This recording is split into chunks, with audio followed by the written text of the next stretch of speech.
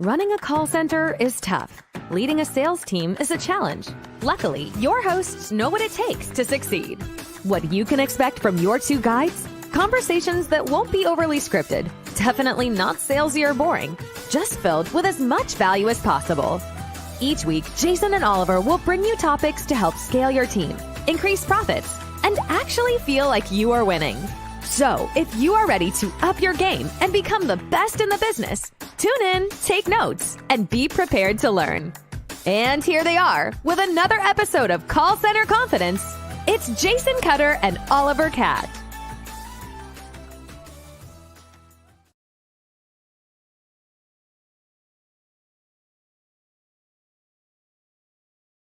Hey, what's going on, everybody? Happy Wednesday and welcome to another episode of Call Center Confidence with Cutter and Cat. However, today, once again, we are minus the Cutter. That's right, he's doing his travels, he's working here, there, and everywhere, and keeping very busy. But don't worry, it's not going to be a one-man show. As we mentioned in our post today, we are going to be talking about offshoring and outsourcing, especially in the contact center environment. And obviously to do that, I'm going to need some help and I'm going to need some other experts in that field. So replacing Mr. Jason Cutter today, I would like to welcome to the stage, and here he comes, Mr. Fred Stacy. There he is on the screen. Fred, how you doing today? I'm good, Oliver. How are you? I am very well. Thank you very well indeed. Thank you very much for joining us and filling those boots for Jason today. So thank you very much for joining us on this episode. So as I mentioned today, we're going to be looking and talking about contact center, offshoring, outsourcing, nearshore, offshore, close shore, onshore, everywhere, wherever people put their contact centers these days, all over the world, all over the globe. And bringing to us today, Fred's going to be bringing years and decades worth of experience in the contact center industry and especially the outsourcing industry as well. So Fred, just to give everybody out there a very brief, in a nutshell, introduction of yourself. Tell everybody out there today exactly where your background is, where it's come from, and what you're doing today. Yeah, absolutely. So 26 years in the 26 plus in the contact center market. I was just figuring this out for our marketing team. I started in this industry in 95. Wow. The gray beard kind of gives me away, but I'm old apparently, especially in this game. So I started out actually as an agent on the phones, in a sales environment, moved into leadership quickly, ran centers, helped companies start new call centers. Mostly in the outsourcing space, and then moved into technology and spent 16 years, various different technology level roles, which you might say, why am I talking about outsourcing? Well, I mean, obviously selling to outsourcers has been a major part of the technology space, but more importantly, about 4 years ago, I joined up with Outsource Consultants, which is the largest BPO advisory firm, and we source 100 plus pieces of business to over 500 plus BPOs globally. So, I get to live inside this market from a unique perspective, which is, one that sits in between and advises companies. So we get a little bit of a different lens, so to say, on the marketplace. But that's me. Good. So like a wealth of knowledge and access to a lot of people. Yeah. So like today, talking about this in the mainstream, because there's a lot of people out there that outsource, and companies now are outsourcing more than ever. And we're both in the outsourcing world as part of what we do. And one of the things out there that Fred and I had in common when we first kind of got put in touch, to Jason being away, is we do outsourcing to contact centers on a global scale, and we are noticing a huge shift in the marketplace into that outsourced environment. People taking their call centers everywhere, and not just people taking their existing call centers offshore, but also people taking their companies and migrating them into contact centers, into live chat, into web chat, voice chat, whatever it might be. And actually going, do you know what? We can develop some kind of customer experience or sales service for the world using outsourced call centers because of so many different reasons. And we're going to get into that today. So Fred, looking at your experience and talking about where you're coming, why do you think at the minute more and more companies are choosing to offshore, nearshore, wherever it might be in the world, and we'll talk about the difference between the two in a moment. Why do you think they're starting to do it now more than ever? What have you seen in the most recent kind of days? Yeah, so I mean, I can talk about my side of the pond. So what we've seen, I mean, for one thing, in the U.S., we've got a labor shortage in the contact center industry. So it's not just retail and restaurants and hospitality. It's definitely impacting the contact center. So the need for agents, people to be able to take the chats, the emails, the live phone calls is critical. But I also think there's an underpinning dynamic that I believe the tech industry is really driven, which is the concept of do what is core to your business, what is critical, and then outsource the rest. And you hear about Silicon Valley talking about this all the time. I think it's being adopted down or back into the more traditional brick and mortar companies. And everybody just recognizes that it's not the same as it was, 20 years ago, where you just needed somebody to answer the phone. These outsourcing companies are experts at what they do, and they not only can bring as good as, but oftentimes we even see better performance in customer experience for our clients, the customers, so to say. So Yeah. I think there's all kinds of dynamics, but I mean, COVID, clearly you can't talk about the outsourcing impact unless you talk about the last year and a half. Clearly that's also driving some of the need for alternate geo redundancies. I mean, Yep. it's the reality is we all thought we were prepared, and then COVID happened and nobody was prepared for that. So there's all kinds of underpinning dynamics, but those are the primary drivers that we're seeing. Yeah, no, I think you're right, and a couple of points I really want to touch on. The first one, and I don't want to dwell on COVID because we all we all talk about it all the time, and I think Right. now COVID makes up probably one of the largest discussions between anybody. I've gone into meetings before and we've said, right, nobody mentioned COVID. All right, Yeah. whatever we're doing now, we're moving forward and we're fixing this. All right. I think you're absolutely right, and I think it has seen a shift.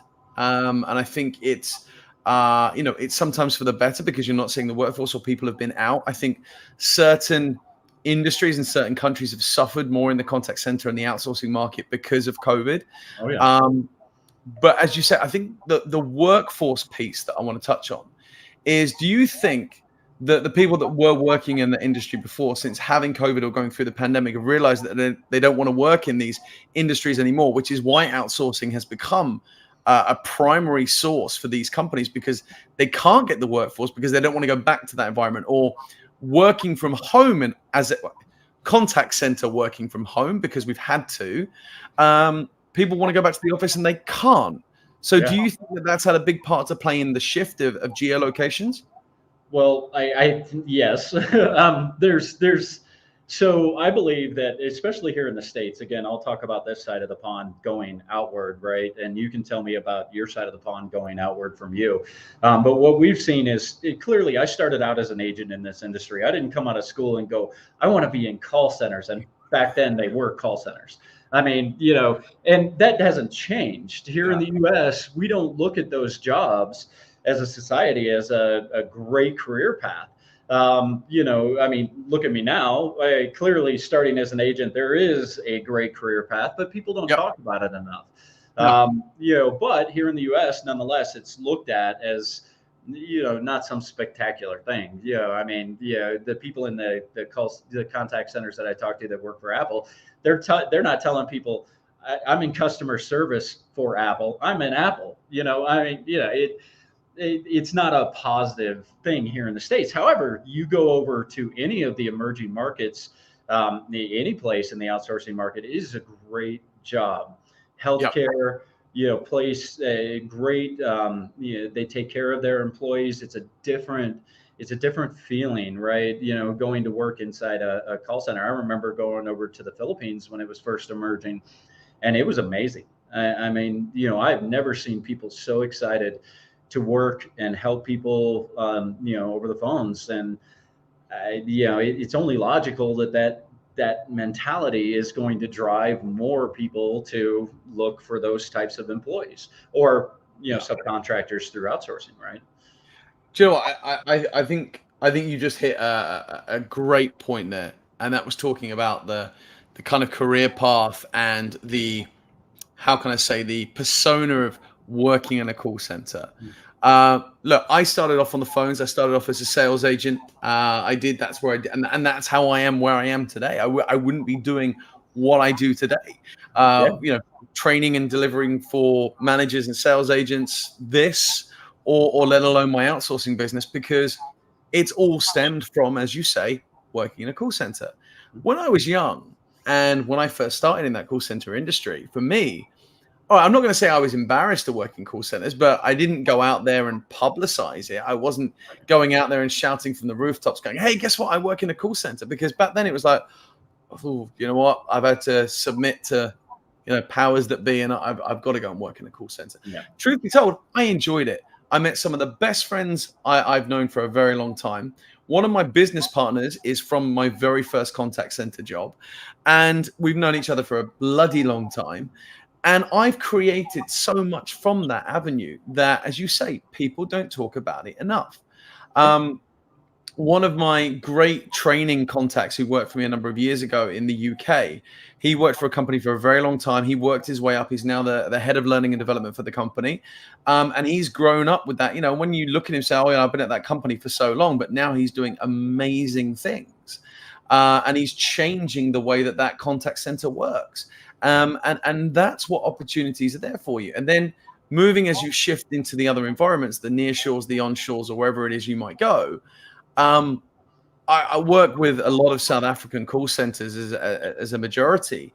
And, over there, it is a career path. It is a prestigious thing. And I love working with every member of the team that I contract out to.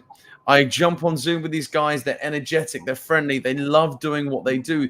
The pay for the region and what they're doing is fantastic.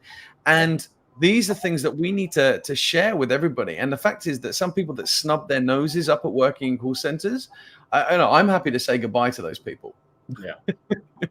So, talk to me about obviously why, your kind of areas of expertise is why do you think, but if you were to give me the top 3 reasons of why people outsource their businesses to, whether it be and when we talk about nearshore, onshore, I want to be clear and let everybody know, offshore is, the other side of the world or a big journey away or something like that. And nearshore is, a hop, skip and a jump. So for example, for the US market, nearshoring would be somewhere like South America, Central America, or even the Caribbean.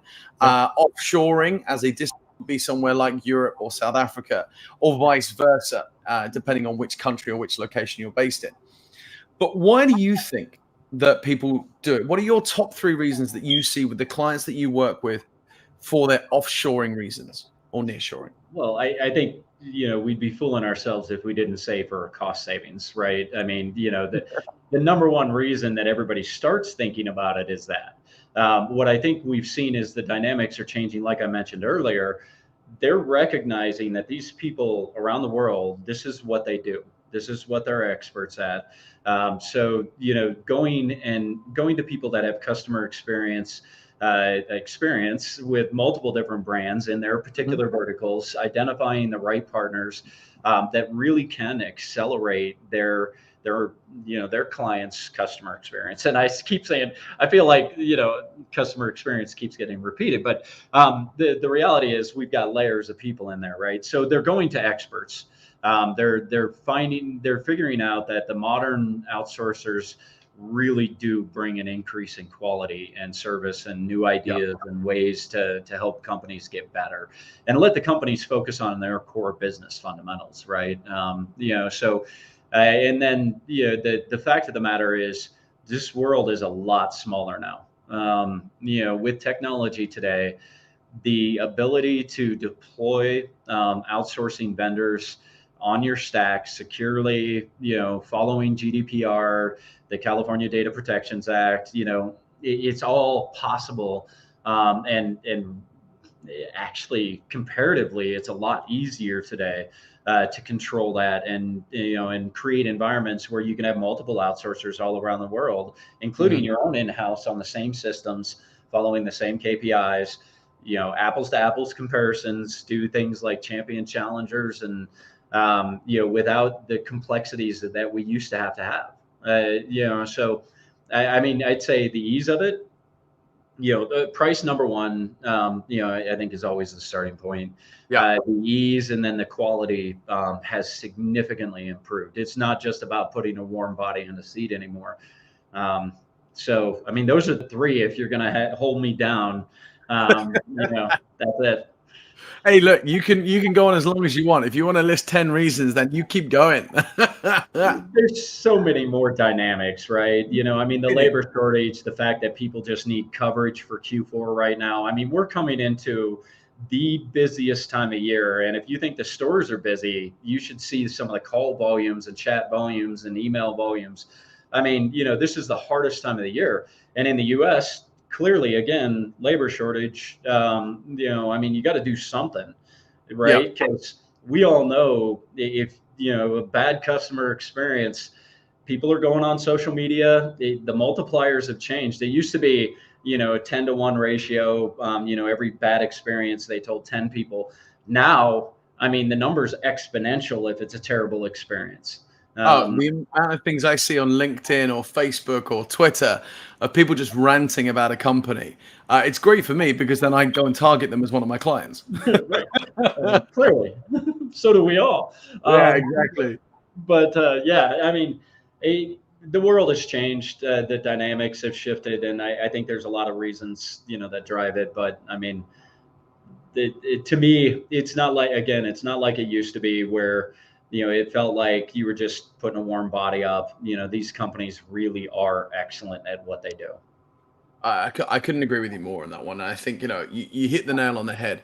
I'll come back to the other ones, but I really want to talk about the quality of the people that we speak and work with every single day, and working with so many contact centers on a global scale that are outsourced. I work with outsourcers as placing people offshore. I also work with outsourcers as my training and development company, and I work with them on a regular basis. And some of the people that are in these positions are second to none when it comes to their delivery, when it comes to their scales, when it comes to their quality. And I think that really makes a difference. And also, I've seen it where some people have said to me, "Hey, can we do a 10-seater trial offshore, and we'll do a 3-month trial for 10 seats." And within 3 weeks, they're going, "Okay, can we ramp this to 60 people, please? Right. Can we ramp this to 100 people?" Because they're already seeing straight away that actually the stats are better than, and I don't want to say onshore, it's better than where they've had it previously. Because obviously they may have had it on another offshore site. They may have had it on an onshore, nearshore, wherever it might be. And it's not to say people's current services are bad. It's maybe they need some process improvement. Maybe they need some work down the pipeline. I got sent a picture from a friend of mine the other day who was on hold to a major airline. I'm not going to say who they were. And they got a 28-minute wait time to speak to somebody in customer service to talk about their tickets. For me, I mean, I couldn't justify staying on hold for 28 minutes. To make just a small adjustment. That's why we have online portals now. That's why companies try and set up these ways to, negate customers calling in. But sometimes you've just got to pick up the phone and you've just got to speak to somebody, because sometimes people feel comfortable doing that. The other thing I want to talk about is cost. And it's something that really comes up. Cost is a big player when it comes to location. And a lot of people will say, well, do you know what? If we go to somewhere like the Philippines, to India, to that eastern side of the world, it's a lot cheaper than maybe coming across to the South Americas, the South Africas, or the Caribbeans. I want your thoughts on this. Why do you think there's such a big price point in there? Why do I think there's such a big price point? A big price difference. Sorry, let me rephrase that question. Why do you think there's such a big price difference? I've had a lot of people said, "Hey, look, give me a price for the Philippines, give me a price for South America, give me a price for South Africa," and it's the same concept, it's the same work, but there is a price difference. Now, I want to address this because we get a lot of questions about this to say, "Well, hang on a minute, why don't I go and spend $5 an hour to $10 an hour over in the Philippines or India versus somewhere maybe I'm paying $10, $15, $20 somewhere else?" Yeah, well, I mean, obviously the cost of living in each geo is going to be significantly different. So you're going to have an impact on the actual cost of the agents. But I think some of the other drivers that people forget about, or why we're seeing nearshore winning, even in cost comparisons to other places, is the ease of travel, the quality. They're speaking English Yep. natively with minimal accent. We've got expat populations within Latin America, South America, Caribbean, in these major cities, where they can go work a contact center job as a part-time job and make good money. Yep. They just want something to keep them busy.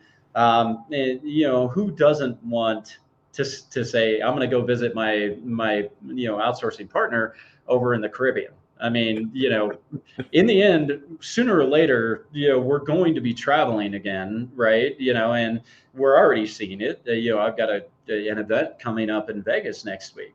We're already starting to see business travel pick back up, and eventually we're going to want to go and visit our outsourcing partners. Yeah. I've made that trip over to the Philippines a bunch of times, and who wants to do 28 hours of travel time to get to a location? Yep.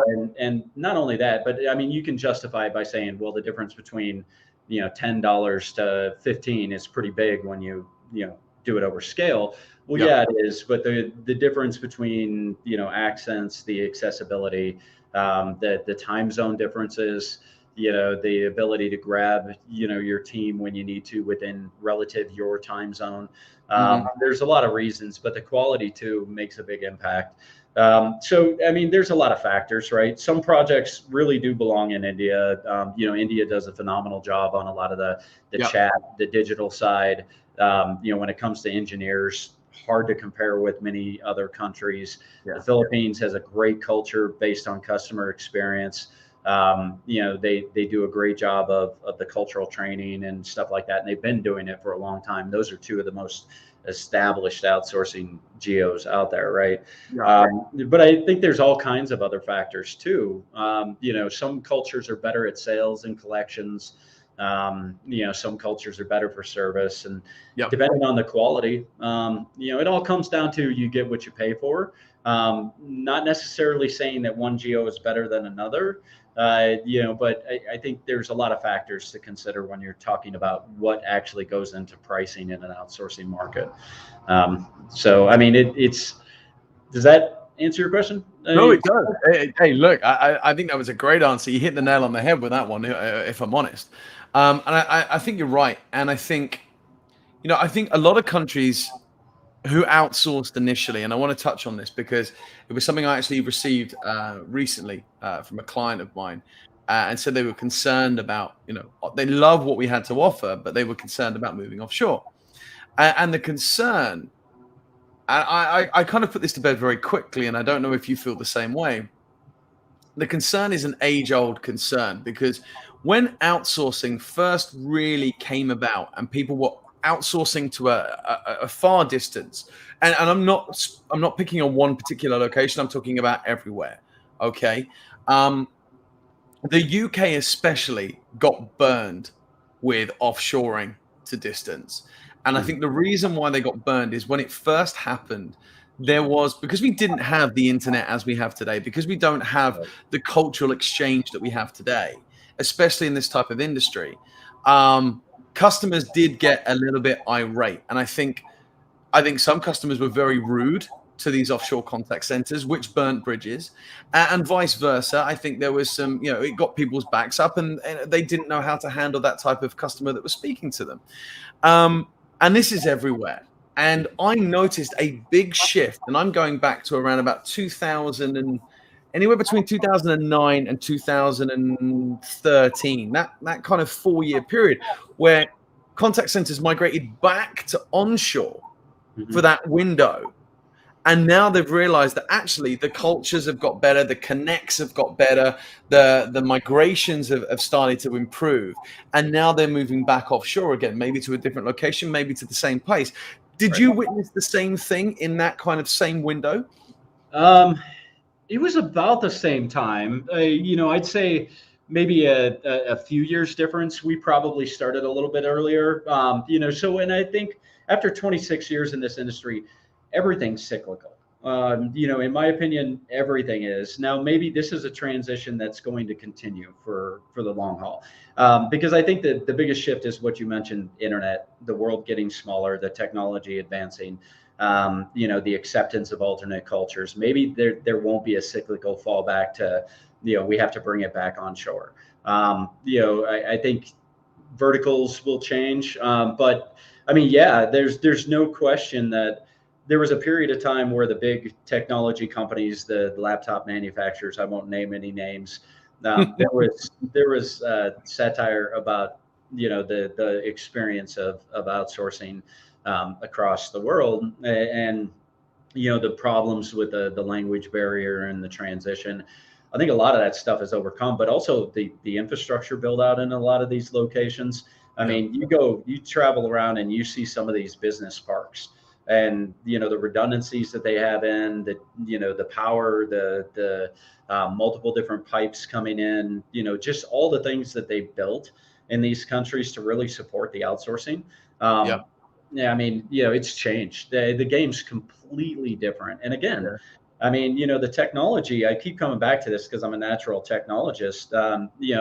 When you're at the point as an organization, when I can literally give credentials to an outsourcer with the right desktop as a service platform that has all of my platforms loaded into it, has all the security protocols and everything I need, and I can turn up an outsourcer in the matter of hours just with credentialing, as opposed to what we used to have to do to interconnect my in-house contact center to my outsourcer. I mean, it's light years difference. Just absolutely completely different world we live in today. So I actually really do believe that the outsourcing, whether it's nearshore, offshore, doesn't really matter where. I don't think we'll see that same kind of pullback to, it has to be onshore. Let's get it back in house. And not only that, but the world is moving at a speed where you go from here domestically, $40 an hour, fully loaded in house, to 15 to 10, depending on volumes and all the other nuances. It's really hard if you're getting quality service for your customers to even consider, hey, let's go back to paying 4 times more. Right? I mean, and that's the thing. I mean, as you say, we talk about cost, and we'll come back to this in a minute. But the cost is a big window for everybody. That's why we get a lot of the people that we speak to. Just a comment from Robert. Rob, I missed your first comment. I do apologize. I'm going to circle back around and pick that one up in a minute, especially when we come on to career paths. But Rob made a very good comment here. The need for English-Spanish bilingual skills in the US also makes nearshore attractive versus offshore. I couldn't agree with you more. We all know that Spanish is a second, third spoken language in the world. I can't remember, so forgive me on stats. I do apologize. But I know it's very, very high. And wherever you go now, it's English, Spanish, and I believe like Mandarin or Chinese. These are the top spoken languages in the world. And I think especially for the US side of things, Spanish is a very, very fluently spoken or number spoken language across the country. And I think you're absolutely right. Bilingual centers are something that are definitely attributed to that. A couple of centers that I work with based out of Honduras, Panama, Colombia, they cover that bilingual stage. Do you think that's come into play as well for you, Fred, bilingual? Oh, without a doubt. I mean, multiple languages is always a search. It's not just English and Spanish anymore. Portuguese, French, depending on where the client is located and what their footprint looks like from a client base. But yeah, I mean, languages, access to multiple languages. Here in the U.S., it's a lot harder to find a multilingual, as a BPO, than it is to go somewhere else, nearshore or offshore. But yeah, I mean, I agree with Rob. I mean, obviously, English and Spanish is a bilingual skill for an agent. Having them cross-pollinate, different skill routes is clearly a logical way to go. Yeah, no, absolutely. I mean, I remember working. I migrated a campaign to an outsourcer many years ago, and they wanted everybody to speak English. But then they wanted 2 people for these different mix of countries. So we had to get English speaking, but then bilingual, 2 for German, 2 for Dutch, 2 for Spanish, 2 for somewhere else. I mean, that was fun. I mean, it was great because obviously we could train everybody in English. That was interesting. But then obviously setting everything up for everybody's individual countries that they were dealing with, that was a challenge. It really was. It was fun. Don't get me wrong. I learned what not to do many times. Yeah. Which we like to think that only happens once in our lives, but that definitely doesn't. No. So that's a biggie. Now I want to cycle back because obviously we spoke about career paths within contact centers. We touched on it, and I think it's a big thing to talk about, especially with outsourcing. Now, one of the big things that really interests me across outsourcers on a global scale is what they are able to do for their teams internally, what they do, what they offer, what they support with. Especially, again, my main market is the South African market from an outsourcing perspective, and I work with a lot of clients there. I see those career paths. I see what they do for their agents. I see the support they give them. I see the training that they give them. And a lot of the managers and a lot of the contact center owners have worked from the ground up. As we spoke about at the very beginning of this session today, is working as an agent and getting to where we are now. And I think this is something that a lot of people want to understand. What opportunities are out there for them? Can they grow? Can they maneuver? And a point that Rob actually brought up in his other comment that I missed over, and I apologize, Rob, is a key point from him that he's discussed with new hires for years is almost every single one of the leadership for most of the contact centers have all started as agents. And I love it when contact centers home grow their internal employees and they promote from within. And for those of you watching online, listening to the podcast, or have been with us for the entire series, you know that Jason and I talk about internal promotions through and through. That is something that we believe in and that we want to talk about.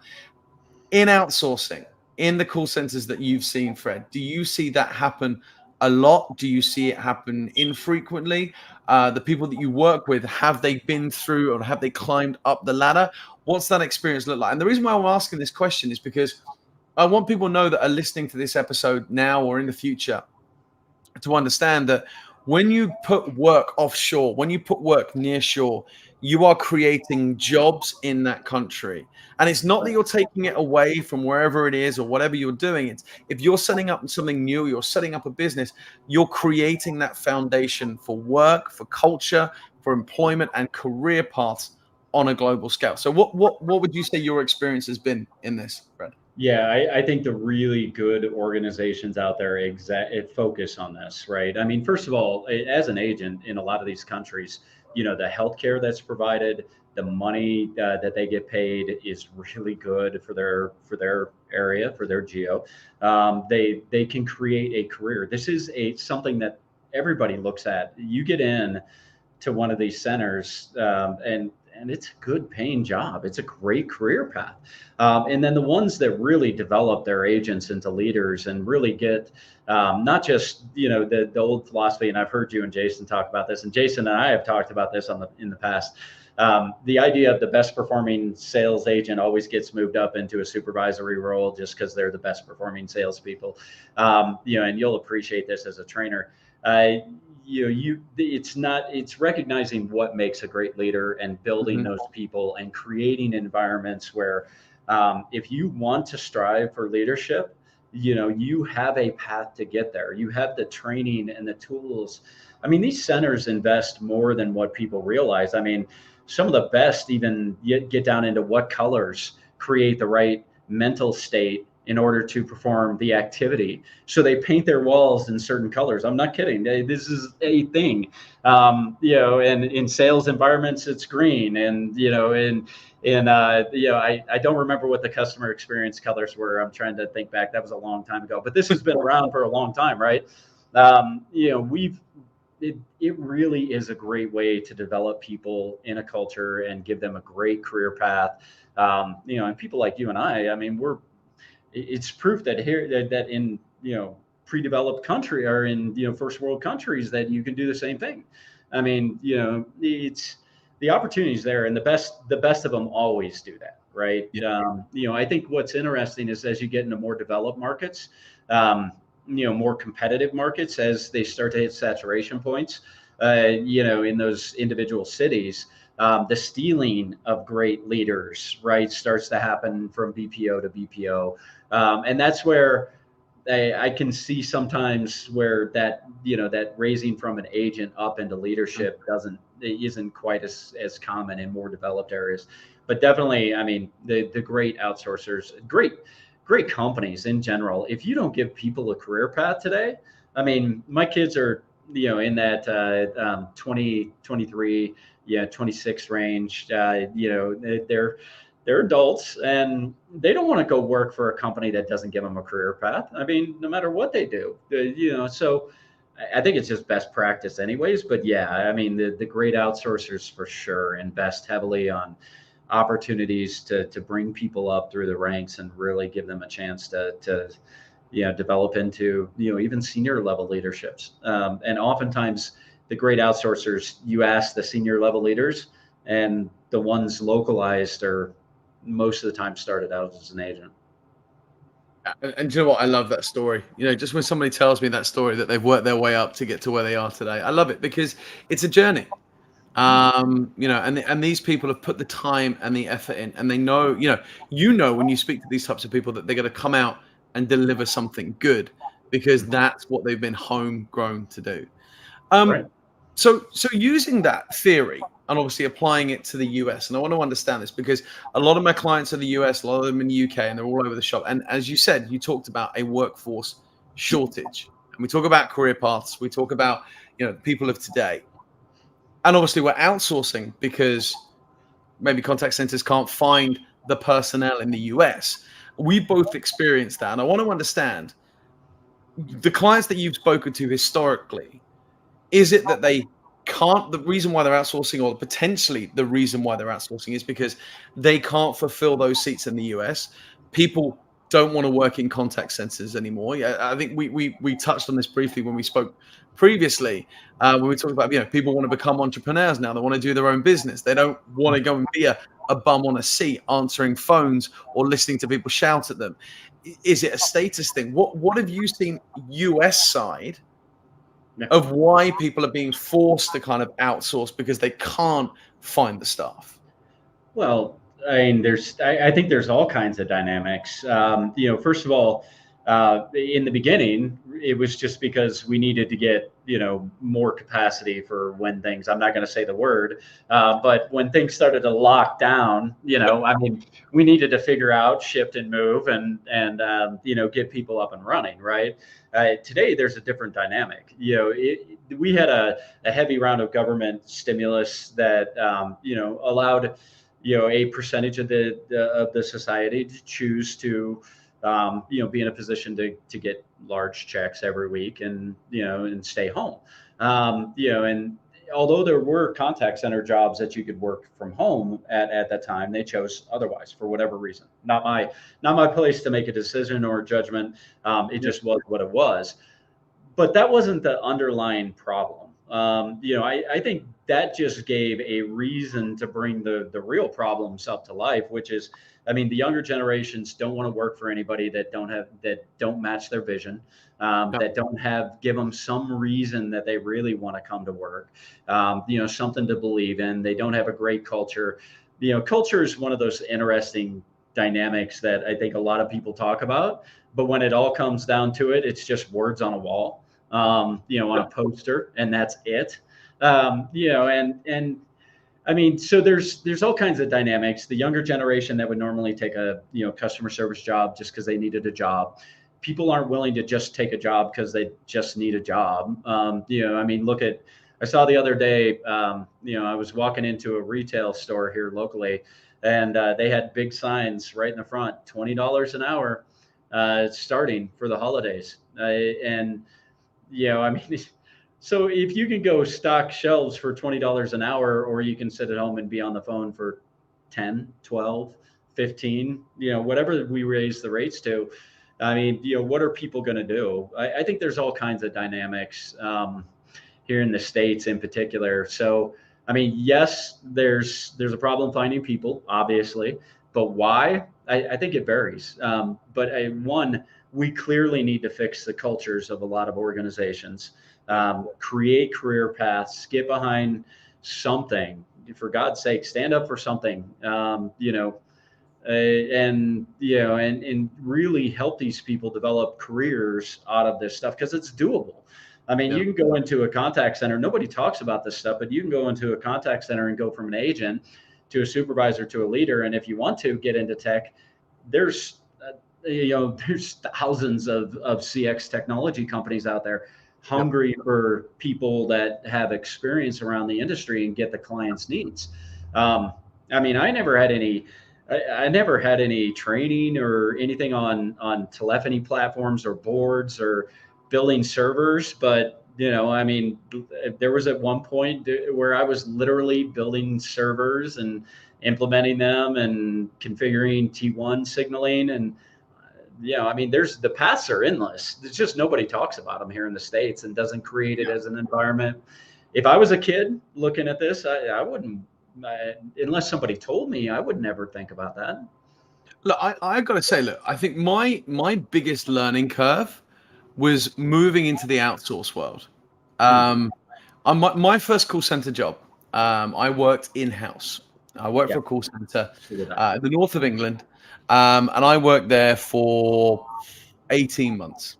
Okay, and I didn't learn very much. I learned to improve my sales skills. I learned to improve my CX skills. Don't get me wrong. When I say I didn't learn very much, it was like, I didn't learn of the wider business. But what I did learn was where my place was going to be in that call center environment. And I learned very quickly that, I didn't want to be a team leader. I didn't want to be a supervisor. I wanted to move into training. Now, one of the things is whenever you get new hires, they go through a call center. Everybody wants to be a trainer. Everyone. And the reason why I want to be a trainer is because they see the fun side of it. They see the fun trainer getting up, telling me all the cool stuff without the responsibility. And I remember when I first moved into, and I'll come on to this, but I moved from the in-house to an outsourcer as a trainer. I then got that reaction that everybody's like, oh, how do I become a trainer? How do I do what you do? And I'm not going to say it takes a certain person. It doesn't. It takes a certain personality to be able to get up in front of people and relay information. But you've also got to have the gravitas to be able to convey that information with the belief, with the foundation, with the trust, and learn everything. And I think people forget that as a trainer, you have to know more than the agents in the first place, because you have to be able to answer every question they're going to throw at you. And for me, I didn't expect that. I didn't know that was coming, and it hit me like a ton of bricks. But I learned very quickly, again, what not to do. I made mistakes. We all did. We hold our hands up. But like I said, the biggest learning curve I went through was moving from in-house to an outsourcer. Working for the outsource market changed my view on everything.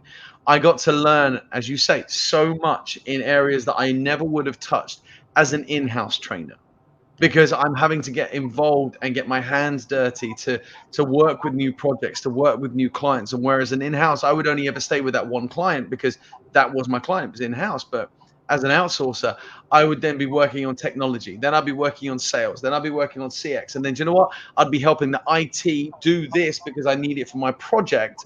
Whereas normally the IT team in-house would do X, Y, and Z for you. And I think that makes a big difference. I mean, would you agree with the statement like that? Yeah, it's funny. You and I talked briefly about this, but that exact path from agent in-house to outsourcing trainer was mine too. There's no question that you learn a lot more than, I would argue, than even the leadership on the floor level leadership, because you have to understand, the system, the UX, like you said, you got to know the answers. Agents are going to ask you all kinds of questions during training.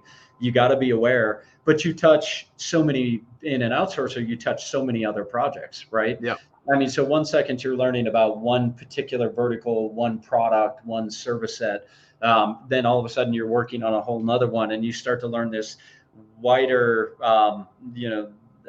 set of information where you start to see patterns. And I'm really good. What's made me good is I recognize patterns in human behavior and the things that I do. And, all my mistakes that I've made, trust me, we're all the same. We all make a ton, no matter who you are.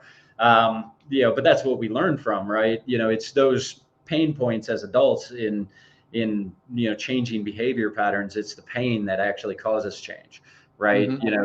We expect adults to change and get better. The funny part is our neuro pathways are set by the time we're 5 years old. And in order to change an adult, it actually takes something pretty significant. So yeah, I mean, I'd say trainers, our industry, it's frustrated me for a long time. Trainers don't get enough credit.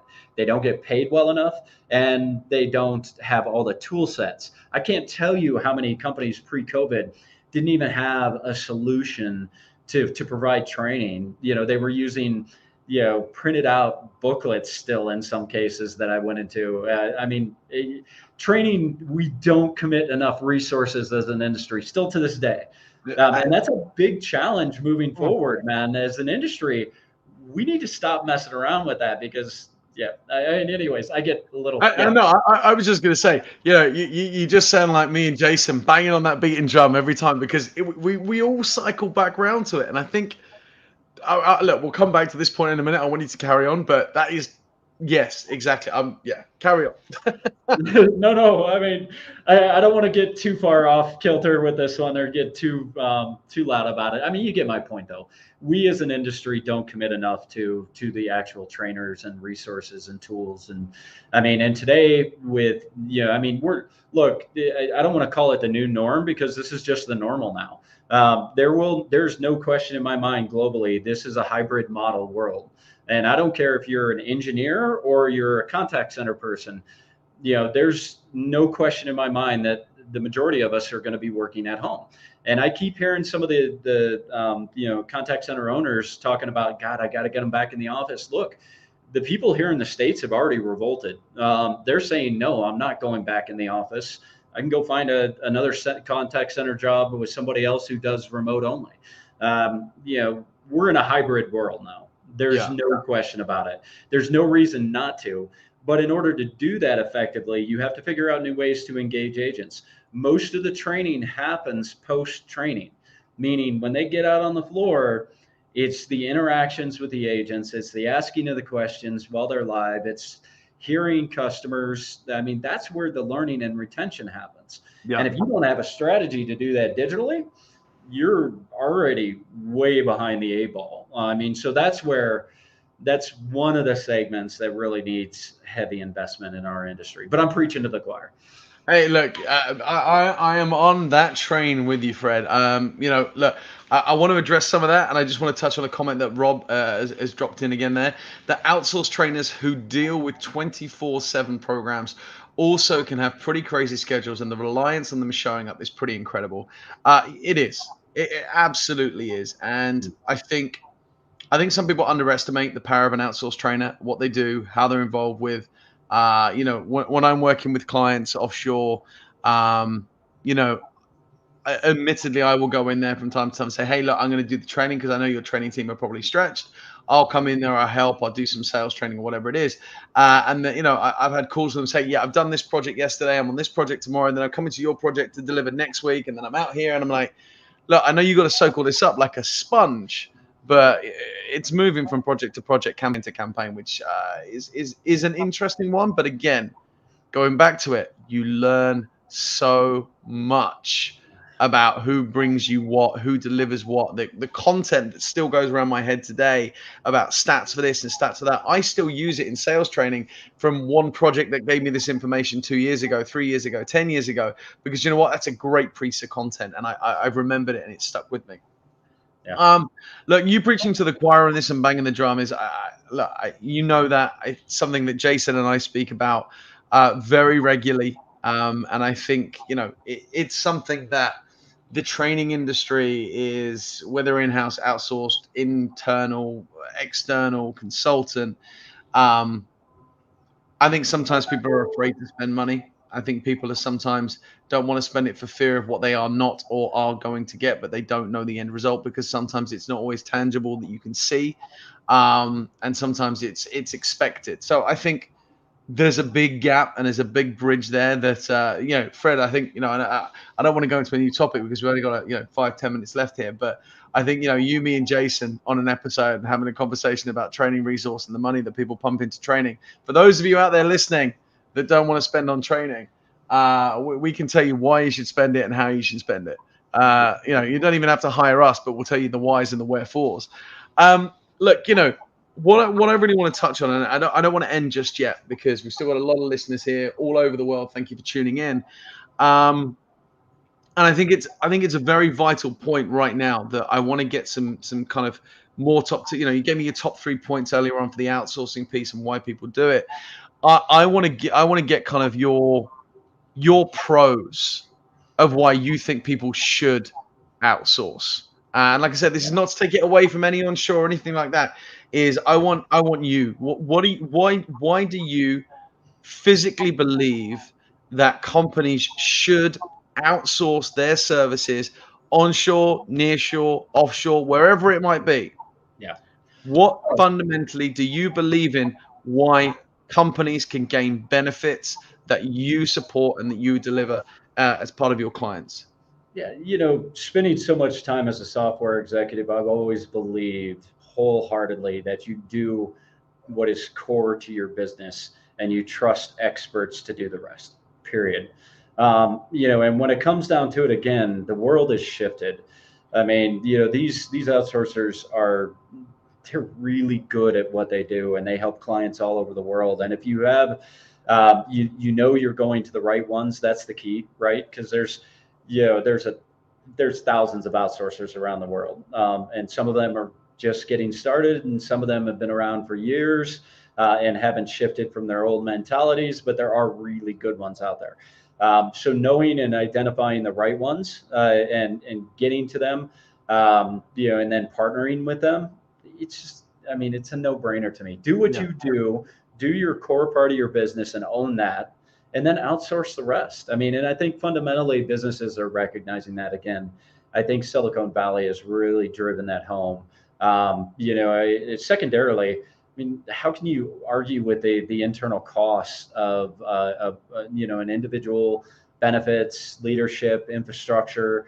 Not that sometimes there's a piece I believe that in every customer experience that a company needs to own, because you have to have internal experts to work with your partners anyways.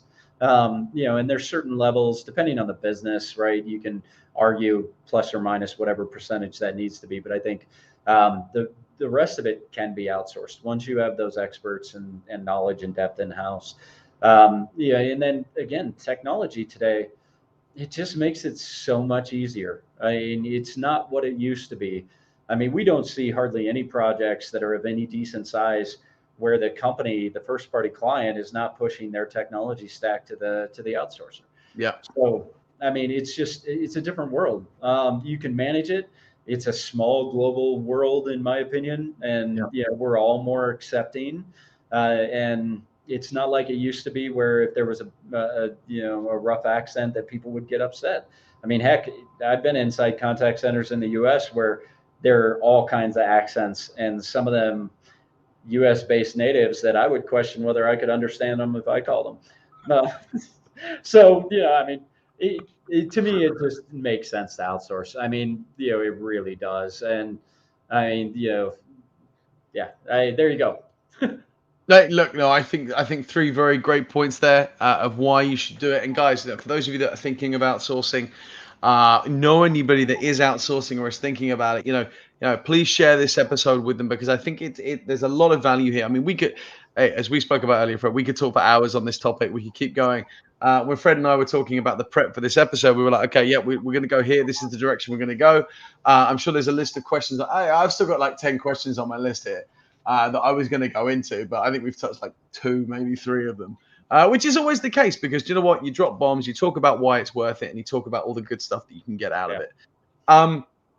Fred, look, I think I really want to pick this up again. I'd love Jason to be on an episode where we can talk about this.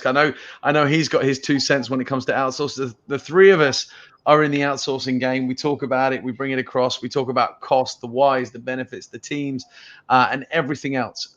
So obviously, out of curiosity, if anybody wants to find you on LinkedIn or social media or contact you, is there any way that they can reach out to you directly? What's the best way to get in contact if they've got any questions? Yeah, I'm super active on LinkedIn, but obviously anybody can reach out to me on there. I accept a lot of invites, and I'm always willing to help. That's the easiest path to me, because LinkedIn's always on. But obviously I think you shared out all my contact information, right? Yep, it's all out there, guys. Check out my posts on social media. You'll see the links to Fred on LinkedIn. Please join us. Please follow him on there. I'll share some stuff out on Instagram as well. So thank you very much, Fred, for joining us. I hope everybody out there has got some really good tips on there on outsourcing and the whys and the wherefores and how it should be done. And like I said, we're going to pick up another episode with Jason on the line as well when he gets back from all of his traveling. He's here, there, and everywhere these days. Then we're going to be getting him on because the three of us, I'm sure, could talk for hours around this subject. For those of you that are listening live, thank you very much. We've got viewers over India, Philippines, South Africa, a lot from the US, a load from the UK. You are streaming on the website, LinkedIn, Facebook, and everywhere else that we're located. So thank you very much for tuning in. For those of you that are listening afterwards on the podcast, don't forget all of our previous episodes are across all of the platforms on Amazon, Google, Facebook, on Apple, you name it, we're everywhere. And we're coming at you with call center confidence. This is episode 23 on outsourcing. Thank you very much. Don't forget to follow us on LinkedIn, Facebook, and Instagram. I apologize. Instagram has sucked over the last couple of weeks because I've not been doing it, but I will get that up and running, and all of our previous episodes are on there. And also, please feel free to check out the videos and the episodes on our YouTube page, and of course on our website. In the meantime, Fred Stacey, thank you very much for joining us today for this episode. I'm Oliver Cat. I'll see you next week with Jason Cutter back in the hot seat, and we'll see you then. In the meantime, have a great week. And if you've got any questions whatsoever, don't be afraid, get in touch and let us know what you want to hear about on our next episode. Thanks for joining. Thanks, Oliver.